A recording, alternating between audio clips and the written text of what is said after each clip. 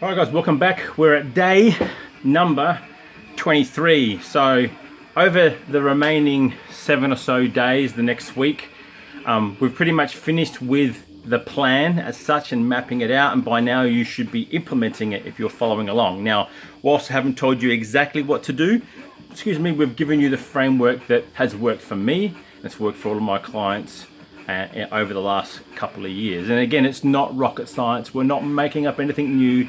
This is not some new fancy routine that shreds fat, does this, none of that BS. That's marketing gobbledygook for I've got no idea how to tell you that the basics fucking work, so I'll make up some name for it anyway. So today's video, productivity. Now, what the hell does productivity have to do with mapping out a year-long plan that is primarily around me, you, and getting your health and fitness goals? Well, you see, because when you do something like get your health and fitness goals in line, that can be weight loss, that can just becoming better, less moody, no more of an SOB. Been down that path myself many times, probably still do it every single day. But at the end of the day, the whole idea of this is that we're getting ourselves into a better position so that we can function better in the other things that we do. So whether you're a dad, function better as a dad, as a husband, as a brother, as a next door neighbor, as a colleague, even as a coach to a junior sports team, whatever it is. But if you and your headspace and your physical, mental and emotional health is in check, then your health and well-being fitness will translate over. So productivity is why we're doing this. It's all about us being more productive people in society. You see, when you are slow, lethargic, constantly feeling like crap, like you've slept like shit, you are an unproductive person. Fact.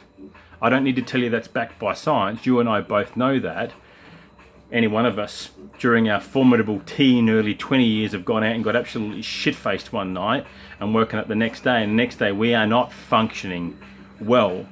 So imagine the person who has, not deliberately necessarily, but who has put themselves into a position where they feel like that every damn day. They have thrown caution to the wind about health, fitness, wellness, call it what you will, and therefore they are functioning every day like they are scraping the bottom of the barrel. It is not a nice place to be. Having been there myself, being a little bit overweight, probably more than overweight, 115 kilos, and that's probably about a good 20 odd plus kilos of where I even should be. But again, that there, early onset sleep apnea, meds, reflux, facial rosacea, feeling like crap, angry son of a bitch. Things that piss you off at the drop of a hat, and man, you'd snap and you're an absolute arsehole. So as I said to you before, I'm not going to sugarcoat any of this crap for you like everyone else is doing it. I'm going to give you real facts. I was not productive. I would be burning the candle at both ends just to simply do stuff. I would get distracted. Today even, we get distracted. These bloody phones keep us distracted. They're flicking around. So we're trying to institute better ways to not spend so much time on the screen, unless it's productive time in terms of me, it's listening to podcasts or watching some instructional video that I'm interested in because this is the medium that I choose. Outside of that there, I choose books, and I have at any given time 3 or 4 books on the go. So what is that? Is that being productive? Maybe not, but having 3 or 4 on the go means that I don't get bored. I don't get bored just reading one and just going, fuck, this chapter is crap. I will read one, take some notes, move on to the next one. That'll stimulate a different type of thought. And therefore the aim is I'm trying to be more productive and in what I'm taking up here to go and move out there. Productivity is not just a workforce thing. It's like, what are you getting done around the house? Like, when was the last time that you were able to, in a day, get the grocery shopping done, get your workout done, take the dogs out for a walk, and this is me bragging a little bit maybe, and still cut the backyard and the front yard and clean up the shit and get the washing out and do everything else, and then still organise stuff at the end of the day? Most people won't do that. Most people don't want to do that.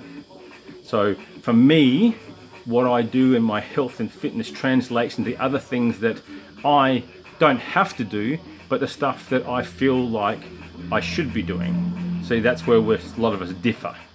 A lot of us differ because someone sees something and says, oh, it's not really my place, I won't do it. You walk past, you won't pick up, case in point, walking the dogs. People walk past, they see a dog shit, they don't pick it up. sadly enough, I do pick it up. I've always got 10 doggy bags with me. My dogs have a crapper. If I see someone else has left one, nothing worse than being the neighbour that comes out and someone's just dropped a massive turd on your lawn. So I will pick that up and I'll bag it as I'm walking along, and then I'll find the next bin. Lucky enough, there are bins on the walk. Otherwise, it comes back home and it goes into my bin. For me, that's being a productive person in society. Simple end of story. Most people would go, Dom, that doesn't add any value. Well, it maybe doesn't to me or to someone else, but it may be to the neighbour who's sick and tired of seeing the person who's a lazy son of a bitch let their dog shit in their lawn. So productivity. The whole thing about this year-long plan is to see what you want to do. Now, from me to you, here are some things. What I want you to do is do one thing today. I want you to have a look at your phone. I want you to go into it. Most of them have an Android. Google doesn't make a difference what it is. iPhone too. And you'll find the amount of hours that you're spending as far as screen time on this little thing. And are those really valuable screen time? Can you put it down? Can you do a digital sunset at night? You might get bored. TV shit, I agree. Local TV is absolutely crap. Don't like it, don't watch it. That's where the Netflixes, that's where the Primes come in. That's where the streaming services all come in. Or you even just grab a book and you go and read, or you go outside and take a dogs for a walk. It's about being somewhat more productive than mind-numbingly just scrolling across. There's only so many videos I can see of some wannabe nubile, male or female, doing the do and flashing their wares in a bikini that fucking barely fits them. Congratulations to you. That's your contribution to society.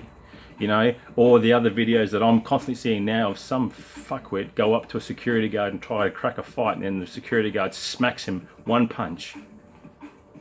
You know, that's not being productive. And I see it, so I know I've had enough, I'm turning it off. So from me to you, focus from here on in about being productive. So the things that we've done, the things that we've given you, some of the things to come, will be a bit about that there. We've talked about palm to plate. There'll be more on that. We've talked about the workouts. We've talked about 30 minutes a day, 3 by 10 minute walks versus a 30-minute walk. We've talked about you doing that. We've talked about you putting periods of time where you are going to push yourself. And maybe this is one of those things. How productive can you be this week? Do you use 20-minute sprints? Dom, what the fuck is a 20-minute sprint? No, it's not a physical sprint, but at my work, I'm sitting down, I want to do it, I want to take every other browser down apart from the one that I may or may not be using, or the document that I'm on, and I put 20 minutes on the phone. How much can I get done undistracted? Yeah, maybe I put some headphones in, maybe it's some music playing in the background, I don't know what it is, maybe it's a podcast, but what can I get done in 20 minutes? What can that sprint give me? Am I more productive? And hey, if that works for you, that's good. A 20-minute sprint in 1 hour may be more than enough for you to do 2 or 3 of them in a day. You've only got an hour's worth of work, but you're probably punching out 5 or 6 hours worth of productive work. They're the little things that we'll come to share and we'll do inside the program if you ever decide at the end of this that for Christ's sake you actually want to even do any work with us. So productivity. Think about it. It means more than just an assembly line. I'm punching cars out or whatever it is, or the bullshit supply chain issues that everyone's talking about in the world, where I still can be productive. We can still move on. We can still find other ways. As I said, if there's obstacles in your way, over it, under it, around it, or through it. Be productive. Talk to you tomorrow. Over the next couple of days, again, we'll give some more specifics of the little tactical things. I'm not going to call strategic, tactical things that you can do as part of this, as part of your year-long plan. Peace.